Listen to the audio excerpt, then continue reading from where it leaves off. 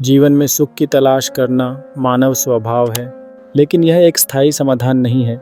जब हम केवल अपने लिए सुख चाहने की कोशिश करते हैं तो वह सुख क्षणिक और नाशवान होता है।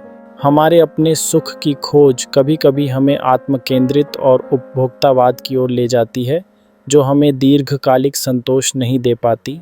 वहीं जब हम दूसरों के सुख की भावना रखते हैं तो एक अद्भुत परिवर्तन होता है।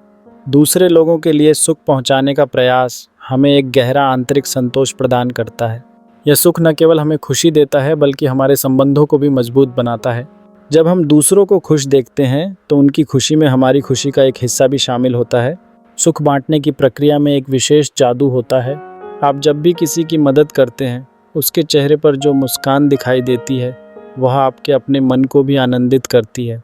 हर बार जब हम किसी को प्रेम, समर्थन या सहयोग प्रदान करते हैं, हम न केवल उनके जीवन में सुधार लाते हैं बल्कि अपने भीतर भी एक सुखद अनुभूति का निर्माण करते हैं। यहाँ तक कि छोटे छोटे कार्य भी महत्वपूर्ण होते हैं, जैसे किसी की मदद करना, उनके साथ समय बिताना या बस उन्हें सुनना।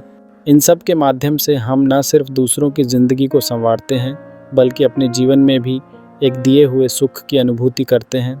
अंततः सच्चा सुख उस समय प्राप्त होता है जब हम अपनी सीमाओं से बाहर निकलकर सामूहिकता का अनुभव करते हैं।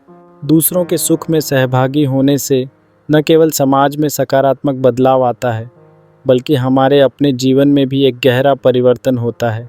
जब हम एक दूसरे का साथ देते हैं तो हम एक सशक्त समुदाय का निर्माण करते हैं जहां सुख निरंतर बढ़ता रहता है।